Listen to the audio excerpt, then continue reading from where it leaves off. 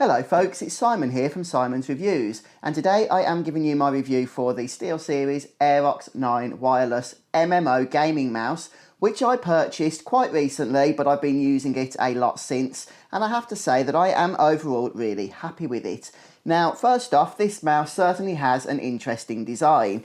It is pretty much an open casing, so you can see into the internal workings here. The only thing is, I suspect I'm going to need to have my air duster handy from time to time, as I suspect that because this is a more open casing, it is going to be pretty much a magnet for dust. So as a mouse that is aimed for the MMO gaming market, there are 18 programmable buttons included here, your standard mouse buttons of course, and then there are 10 buttons on the side. Now by default these are going to match up with the numbers 1 to 10 on your keyboard's pad. So if I'm playing World of Warcraft for example, I don't need to make any changes to the key bindings, just connect this mouse to my PC and I have all of my spells at my fingertips. I also find it is really useful in games that are not MMO, but do perhaps have skill bars, such as the Diablo games, which I am a big fan of, and I have been playing a lot of Diablo 4 with this mouse, and I don't even need to use the keyboard in that game once I've set it up.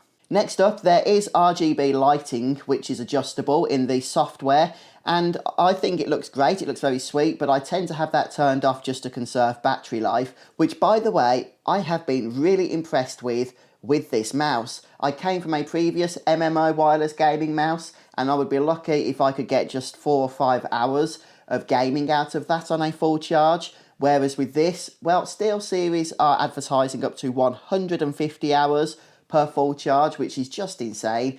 Of course, for that, I'd imagine that that is with the RGB illumination dimmed quite remarkably, and it is also on the 2.4 GHz wireless option rather than via connecting through Bluetooth. That said, I do connect through Bluetooth myself because the wireless dongle is a USB-C dongle, which is fine, but most computers, including mine, don't have a whole lot of USB-C ports on them. The only thing is that a lot of the settings in the software, such as changing the RGB settings or adjusting the key bindings, they can only be done and adjusted when the mouse is connected via the dongle, and those settings will stay saved until you want to adjust them again. But how nice is it to actually use this mouse? Well, I do find it very comfortable. Now, it did take me a little bit of getting used to because it's a little longer than my previous wireless MMO mouse, but I would suggest if you have smaller hands, this may not be the best choice. I think I have pretty average sized hands, and some of the numbers on the side panel were a little bit tricky to reach at first because I wasn't used to that extra length, but once I have adjusted to that,